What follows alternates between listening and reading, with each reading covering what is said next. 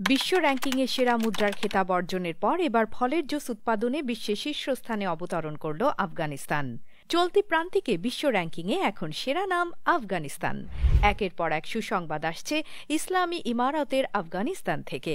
তারা ক্ষমতায় আসার পর সেখানে মহান আল্লাহ নিয়ামত জাজির ভান্ডার এভাবে উন্মোচিত হচ্ছে, তার ধারাবাহিকতায় চলতি বছর দেশটিতে স্মরণকালে সর্বোচ্চ পরিমাণে ডালিম উৎপন্ন হয়েছে, যা ইতোমধ্যে ভারত, পাকিস্তান, তুরস্ক, আরব আমিরাত, কাতার এমনকি জার্মানিতে রপ্তানি শুরু হয়েছে। বর্তমানে এই ডালিম এবং ডালিমের জুস বিক্রির মুনাফার ইসলামী ইমারত সরকারের বৈদেশিক মুদ্রা রিজার্ভ ফুলে উঠতে শুরু করেছে।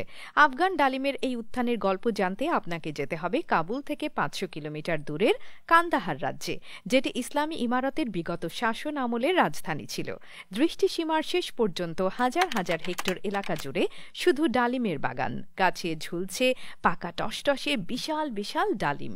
আফগানিস্তান মানেই সন্ত্রাস, কিন্তু দেশটিতে তেলের খনি ইত্যাদির পাশাপাশি স্বর্গীয় পরিবেশে এত দামি দামি ফল যে উৎপন্ন হয়, সেই কাহিনী বিশ্ববাসী থেকে আড়াল করে রাখা হয়েছে। পৃথিবীর শ্রেষ্ঠ ডালিম আর কোথাও নয়, বিশ্বের নতুন পরাশক্তির দেশ আফগানিস্তানে।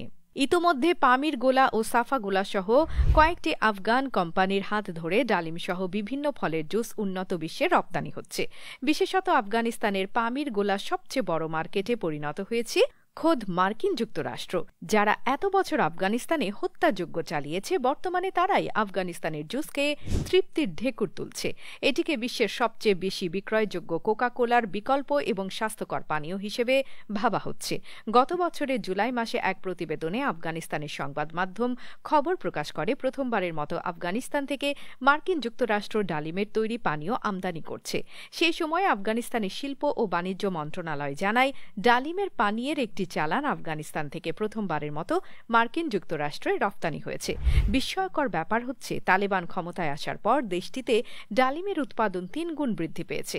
ইমারত সরকার যখন আফিন চাষ নিষিদ্ধ করল, তখন অনেকেই উপহাস করে বলেছিল মোল্লাদের ইনকামের রাস্তা বন্ধ হয়ে গেছে। কিন্তু এখন দেখা যাচ্ছে ইমারত সরকারের সুশাসনে সেখানে একের পর এক খনি আবিষ্কার হচ্ছে।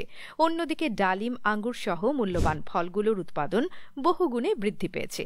ইসলামী ইমারত ক্ষমতায় ফেরার পর থেকে আফগানিস্তান যেসব সেক্টরে উন্নতি লাভ করেছে, তার মধ্যে জুস ও কোমল পানীয় অন্যতম। ইমারত সরকারের দায়িত্বশীলদের উপস্থিতিতে একের পর এক কোমল পানীয়ের প্রোডাক্ট উন্মোচন করা হচ্ছে এবং মধ্যপ্রাচ্য ও ইউরোপ আমেরিকায় রপ্তানি হচ্ছে। বিশ্লেষকরা বলছেন, বর্তমানে যেভাবে পেপসি, কোকাকোলার বয়কটের জোয়ার চলছে, এর মধ্যে আফগানিস্তানের জুস ও কোমল পানীয় ফাঁকা মার্কেট দখল করার সম্ভাবনা দেখা দিয়েছে। এমনকি বাংলাদেশে তাদের কোমল পানীয় আমদানির পরিকল্পনা দেখা গেছে সামাজিক মাধ্যমে।